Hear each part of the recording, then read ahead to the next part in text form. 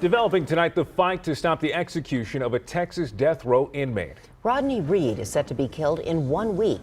Now, the Bexar County District Attorney is joining celebrities in calling for a reprieve. Eyewitness News reporter Roxy Bustamante explains why this case is attracting so much attention. In a letter sent to Governor Greg Abbott tonight, Bexar County District Attorney Joe Gonzales noted new evidence and the numerous witnesses that have recently come forward in the Rodney Reed case leaves too many unanswered questions.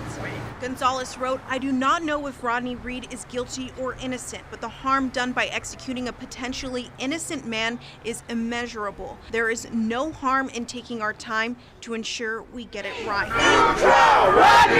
Earlier today in Bexar County, the State Attorney General blocked a hearing where attorneys were trying to halt Reed's November 20th execution date. The fight right now for Rodney's life is not over. Supporters of Reed held a rally outside of the county courthouse. Reed faces lethal injection for the 1996 murder of 19-year-old Stacy Stites, and he says he was having an affair with.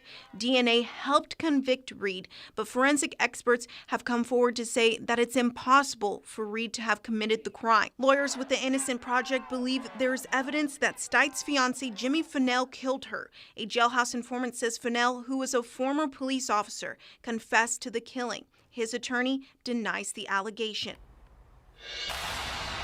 Roxy joins us live downtown. Roxy, has Governor Greg Abbott responded to any of these requests? As of tonight, no word from Governor Greg Abbott. But tomorrow, District Attorney Joe Gonzales plans to speak with KENS 5 to talk about specifically what he finds troubling with this case. Reporting live downtown, Roxy Bustamante, KENS 5, Eyewitness News.